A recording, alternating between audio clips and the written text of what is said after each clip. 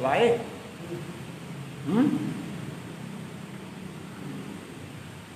ठीक है।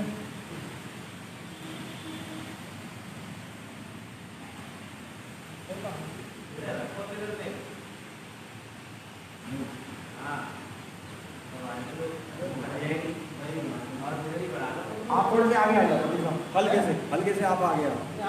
हाँ, हल्का सा हल्के से आप आगे आओ। हाँ, अब सही है, अब सही है। आप थोड़ी सी और आगे आ जाओ, थोड़े से आ जाओ, बीच में आ जाओ। आप उठिए नहीं आप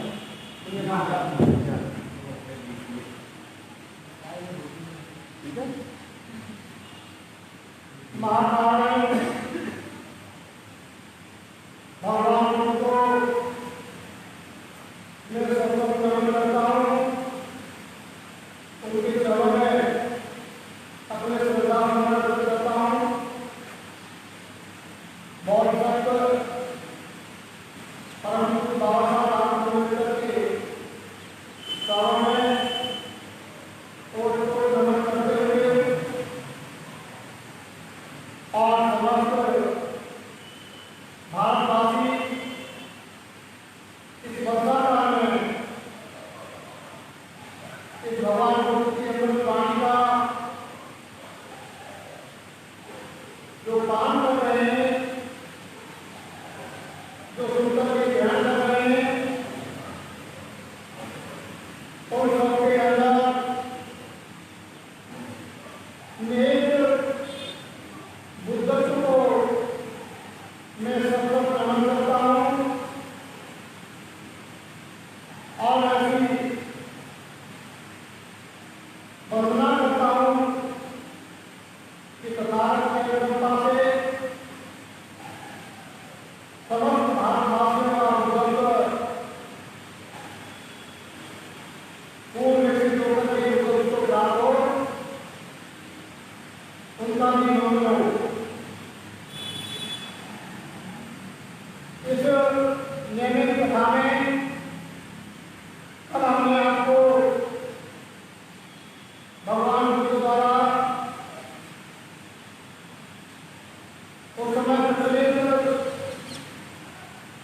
ध्यान विधियों का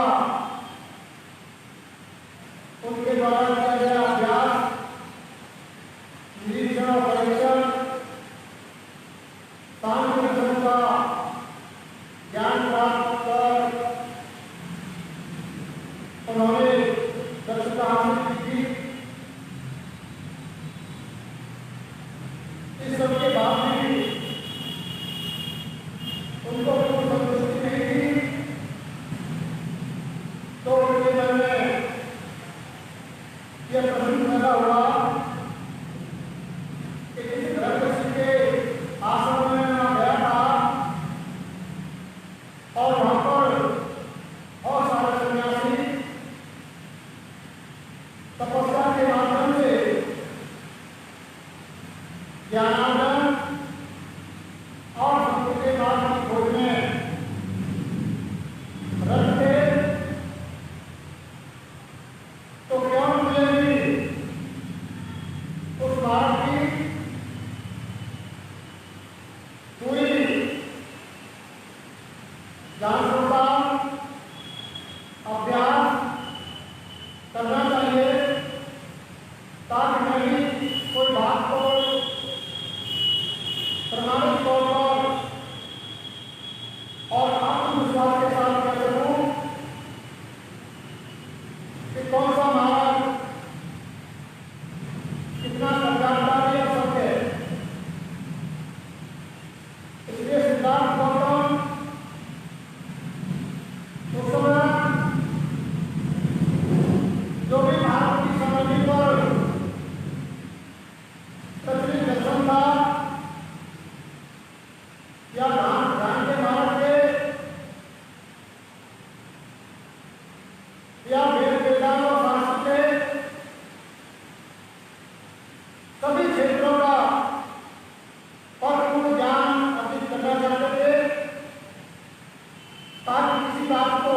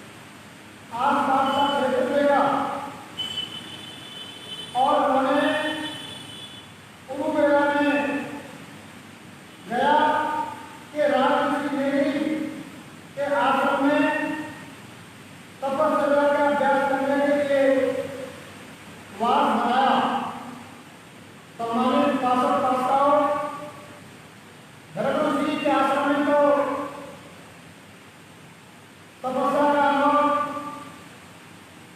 किसी घर में किसी के देश में सन्यासी लोग कर ही रहे थे, लेकिन और एक उच्च श्रेणी के विख्यात तपस्वी राजसी नेगी थे, जो गया या आजकल गया जनपद है या सिद्धार्थ गौतम को विद्वत प्राप्त हुआ था।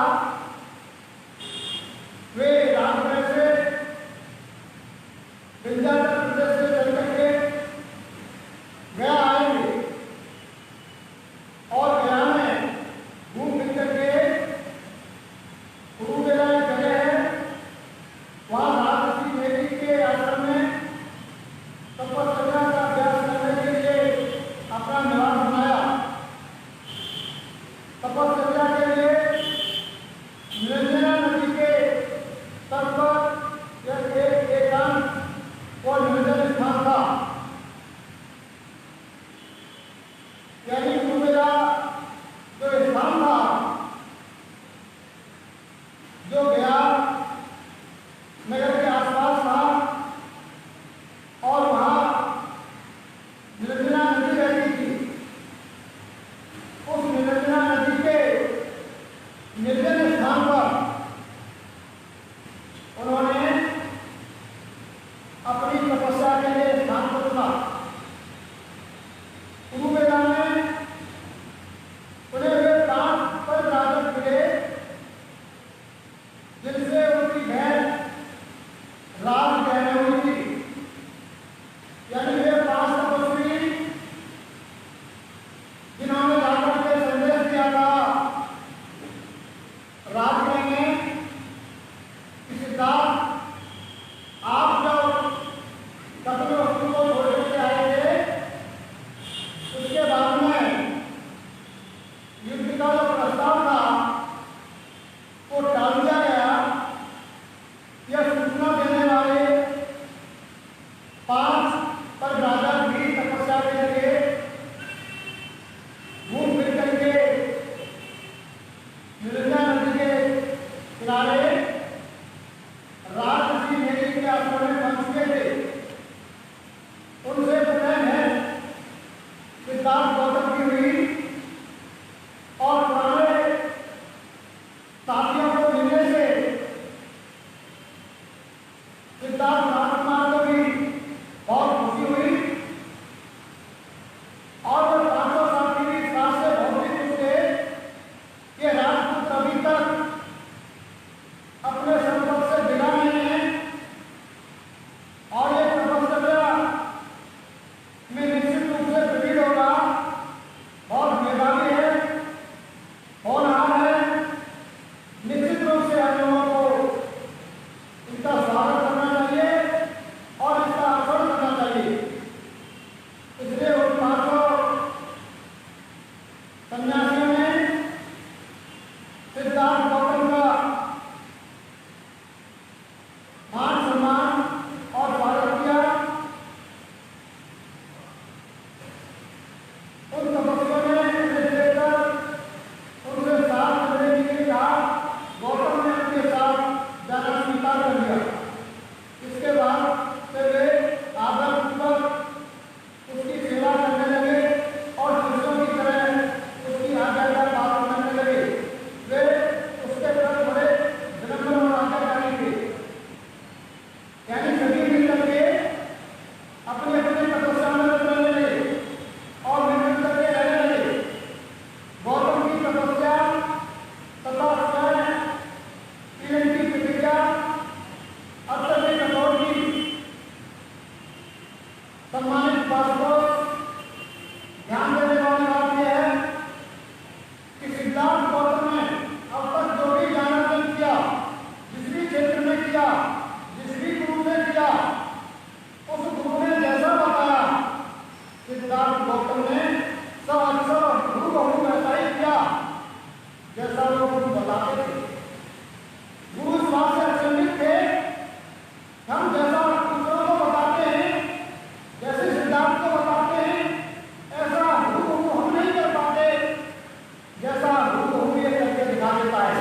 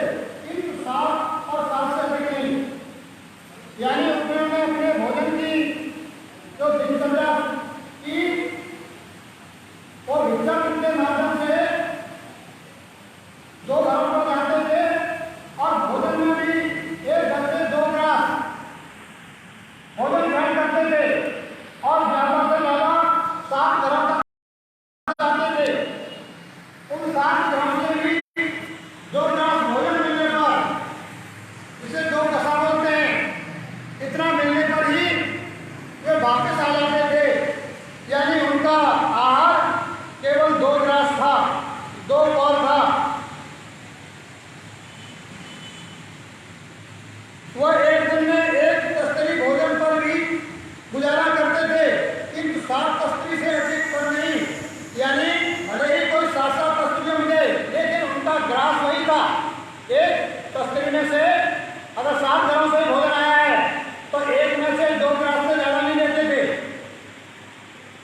कभी कभी वह सारे दिन में एक ही बार भोजन करते थे और कभी कभी 2 दिन में एक बार।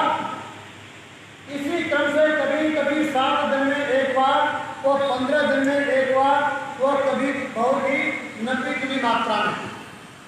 यानी सिद्धार्थ गौतम धीरे धीरे अपनी भोजन की मात्रा को घटाते गए और वो भोजन की मात्रा घटाते घटाते 2 पौर से 2 दिन में एक बार खाने लगे, फिर 5 दिन में 2 पौर खाने लगे, फिर 7 दिन में खाने लगे और फिर 15 दिन बाद ही 2 ग्रास पर ही जीवित रहने लगे। जब उन्हें तपस्या में और प्रगति की तो उनका एकमात्र आहार जंगल से इकट्ठी की गई हरी जड़ें या स्वयं उगे हुए जौ या धान के दाने, पेड़ों की छाल के टुकड़े, काई या चावल के गिर्द, भूसी के अंदर के लाल कण या उबले हुए चावल का माड़ या सरसों आदि के खली मात्र पर रह गया था। यानी उन्होंने अपना भोजन त्यागा तो धीमे धीमे अन्न को त्याग दिया और वो जंगलों से जो जंगली जड़ी बूटियाँ होती थी उनकी जड़ों को खाकर जीवित रहते थे और तपस्या में लीन रहते थे।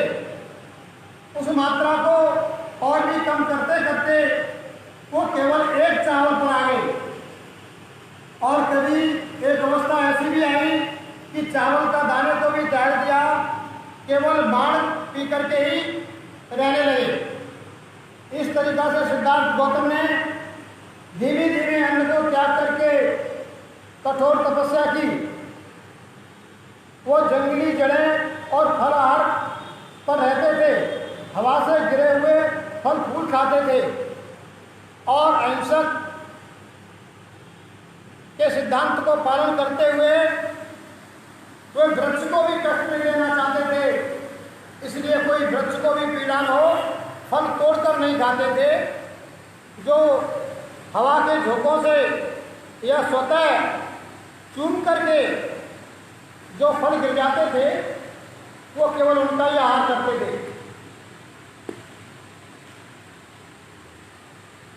उनके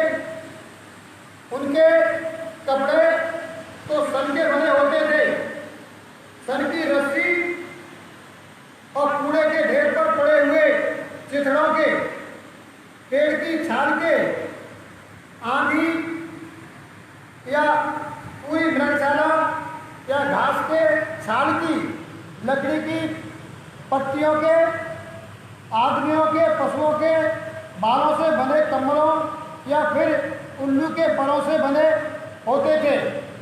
अब चूंकि जंगल में घनघोर जंगल था, तपस्या कर रहे थे, तो वहाँ केवल जो उल्लुओं के पंख होते थे या तो उससे बने हुए पोशाक पहनते थे या चितड़े कहीं मिल जाते थे उनसे, या जूट जो पेड़ों की छाल से बनाया जाता है उसके बने हुए कपड़े पहनते थे। या जंगलों में बहुत सारे जानवर हिरणों को मार के डाल देते हैं, मांस खा जाते हैं, खाल पड़ी रहती है, वो खालें सूख जाती हैं, तो उस खाल के माध्यम से भी अपने वर्षा काल में या शरद ऋतु में शरीर की रक्षा करते थे।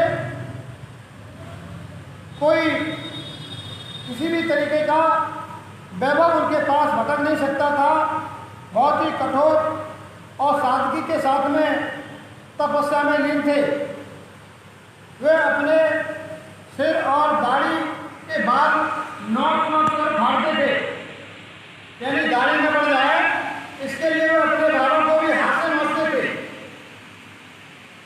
वो हमेशा सीधा और पालती मारकर बैठते थे। तथा बिना खड़े हुए पालती मारे ही आगे तो सरकते थे, यानी काया को हर तरीके का कष्ट दे रहे थे, जो जैसा उस समय के ऋषि मुनि बताते थे। इस तरह से और भी नाना प्रकार से वो अपने शरीर को कष्ट और पीड़ा पहुंचाते थे। उनकी तपस्या इस सीमा पर पहुंच गई थी तो इतनी भीभत्स सीमा तक चले गए कि वर्षों तक उसके शरीर पर धूल और मैल जमती गई, जो बाद में अपने आप गिरने लगी। यानी सिद्धार्थ गौतम एक ही अवस्था में तपस्या में इतने लीन हो गए और भोजन को न मात्र के लिए एक चावल पर छोड़ दिया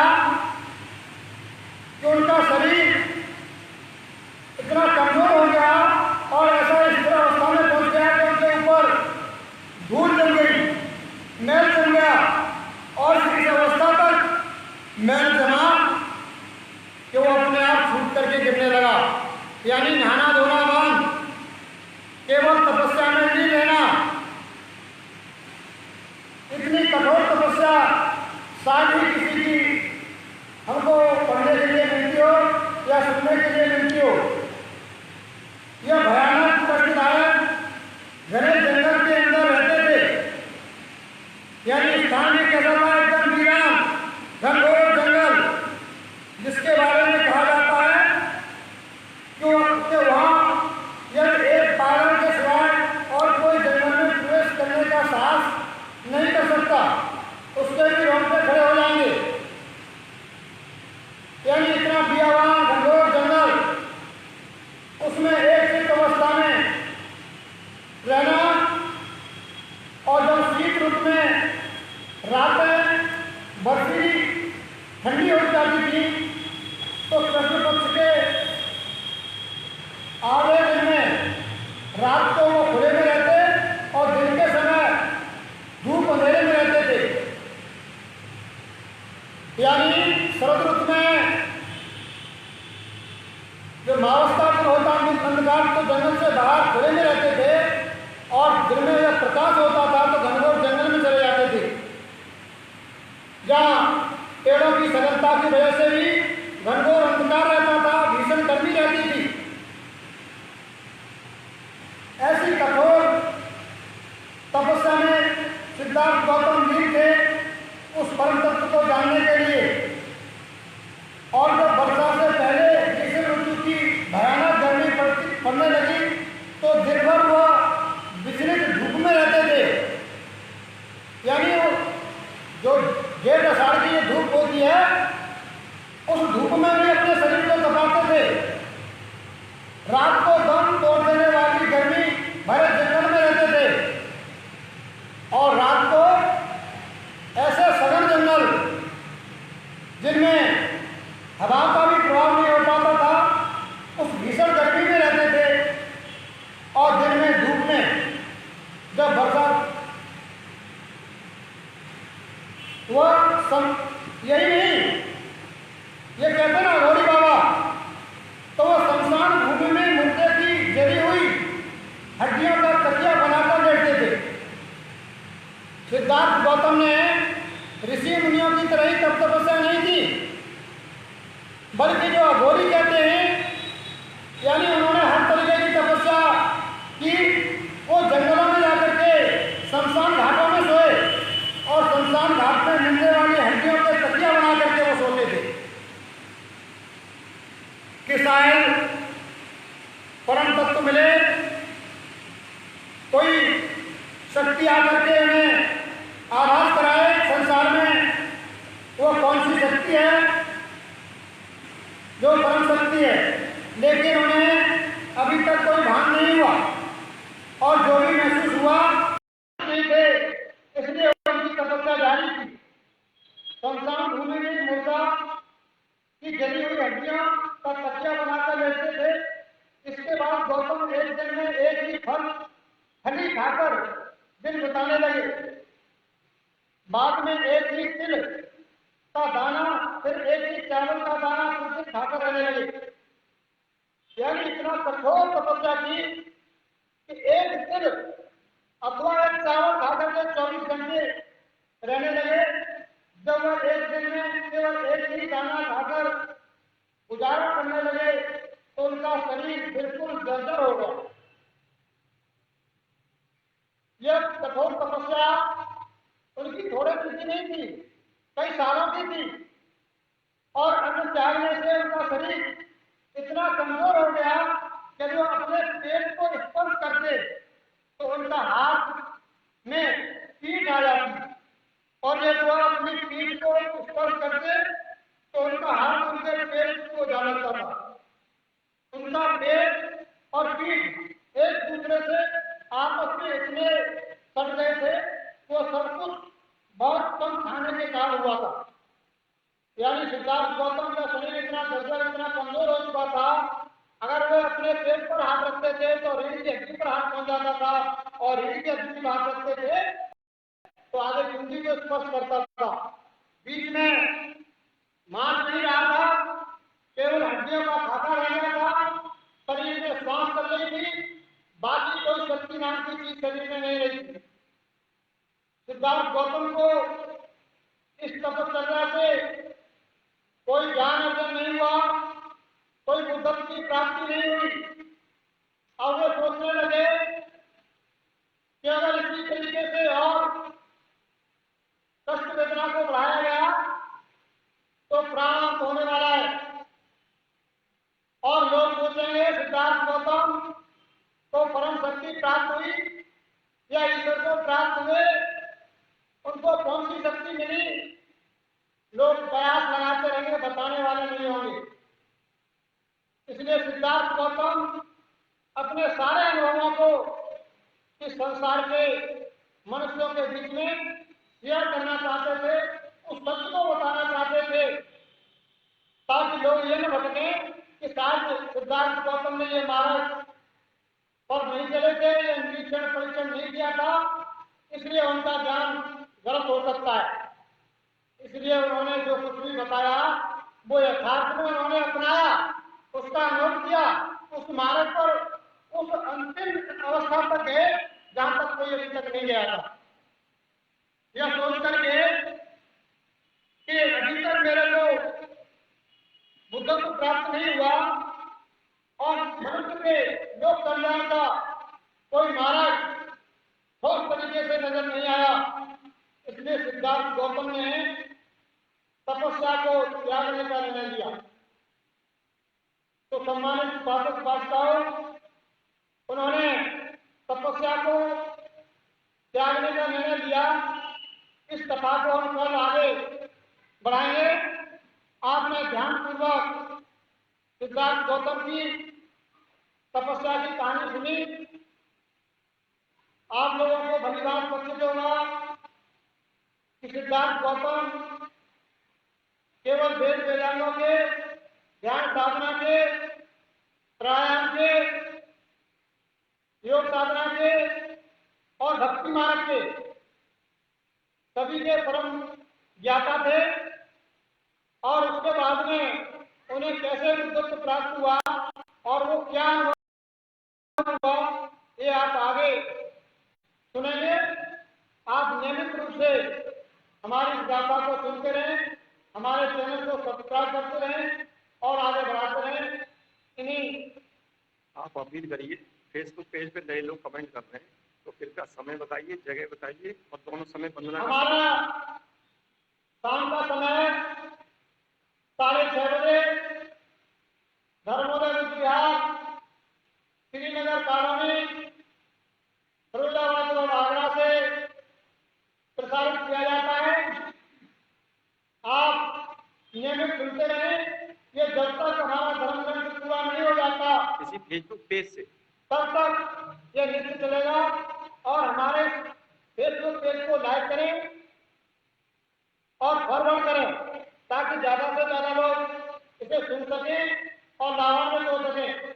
हमारा अपना चैनल भी है, भारत गौरव बुद्ध के नाम से यूट्यूब चैनल।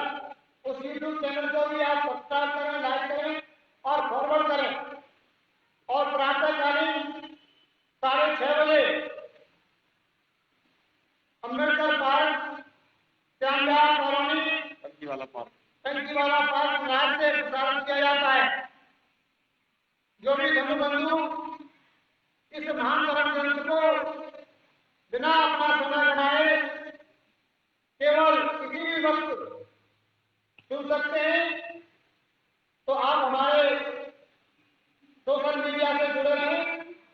जिसका प्रसारण हमारे भाई प्रेम स्वरूप कश्यप जी नियमित रूप से लगन से करते हैं।